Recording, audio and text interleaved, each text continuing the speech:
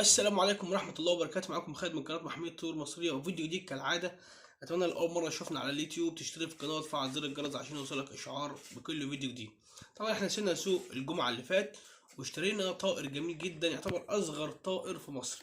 الطائر ده ممكن ينتج عندك وممكن ما ينتجش عندك. طائر جميل جدا، لازم كل واحد أو كل هاوي يكون عنده من النوع ده في الشقة. طائر الفراولة يا جماعة طائر مميز جدا ولونه جميل جدا وصغير جدا، يعني قد حجم الصباع زي حضراتكم شايفين. طبعا هوريكم ذكر وانثى معانا من الفراوله. الطيور دي جميله جدا، راحه نفسيه يا جماعه للي بيحب الطيور.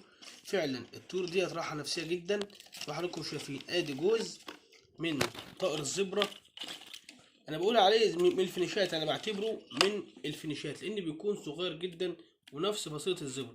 بس الفراوله الذكر بتاعها بيتميز بصوت جميل جدا ولونه جميل جدا.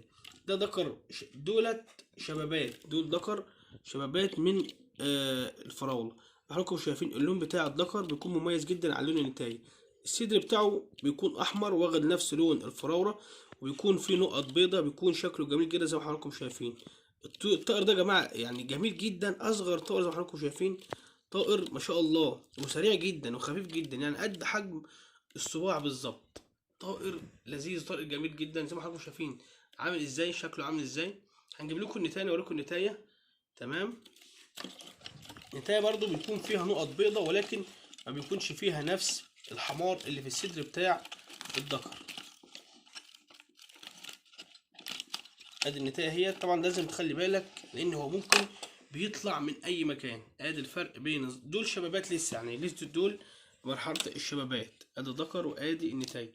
طبعا الذكر بيتميز باللون الاحمر الغامق زي ما حضراتكم شايفين، والنتايه بيكون الصدر رمادي. ادي شكل الذكر وادي شكل النتايه.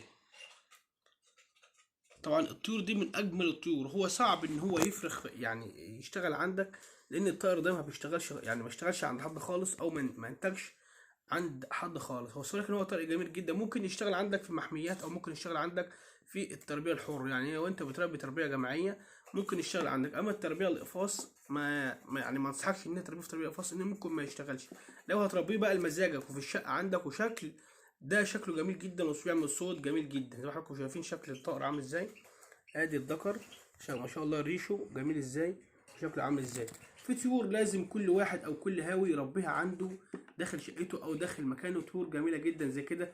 لازم نخرج بقى من جو غلاء الحبوب ومكسب وخساره الطيور. لازم تشتغل لمزاجك شويه عشان خاطر انت اللي سواء بتربي او بتكسب او بتخسر، فلازم تروق مزاجك شويه.